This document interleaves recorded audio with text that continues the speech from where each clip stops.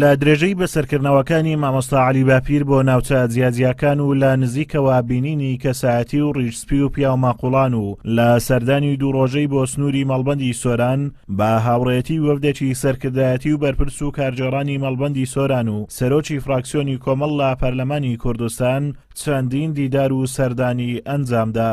لە قەزای چۆمان سەردانی ماڵی مام محەممەد مژدەینیان کەسایەتی قەزای چۆمانی کرد. دواتر لە ئاشی بڕەجوێز سەردانی ماڵی مام هەمزە گوندە جۆری کرد. هەر لە درێژەی سەردانەکەی مامۆستا عەلی باپیر سەردانی گوندی ناوپردانی کرد و لەوێش سەردانی ماڵی مام ئەسعاد کەسایەتی ناوپردانی کرد و ژمارەیەک لە خزمانی گوندەکە ئامادەی دیدارەکە بوون. لە گوندی کەوەرتەش سەردانی ماڵی کەسایەتی گوندەکە مام تاهیر کەوەرتی کرد و چاوی بە ژمارەیەک لە دانیشتوانی گوندەکە کەوت. دوای گەڕانەوەشی لە دەڤەری باڵەکایەتی سەردانی ناحیەی هەریری کرد. لەوێش لە گوندی باتا سەردانی ماڵی مامۆستا مەلا عەبدوڕەحمانی کرد. لە ماڵی ئەویش چاوی بە ژمارەیەک زانای ئاینی دەڤەرەکە کەوت. لە دوا وێزگەی سەردانەکەشی سەردانی ناحیەی باسرمەی کرد و لەوێش لە ماڵی کاک بەهرام لەگەڵ ئەنجومەنی هەریری کۆمەڵی ئیسلامی کۆبووەوە.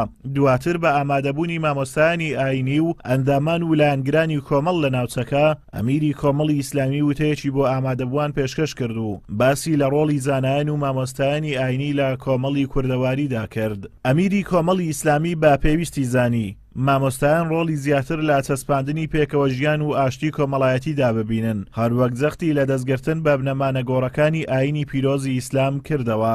جێگەی ئاماژەیە لە ماوەی دوو ڕۆژمانەوەی لە دەڤەری سۆران مامۆستا عەلی باپیر چەندین سەردانی بۆ لای دام و دەستگا حکومی و کەسایەتیە کۆمەڵایەتیەکان ئەنجامدا و دوای ئەو زنجیرە بەسەرکردنەوەیە کۆتایی بە سەردانەکەی بۆ ناوچەکە هێنا.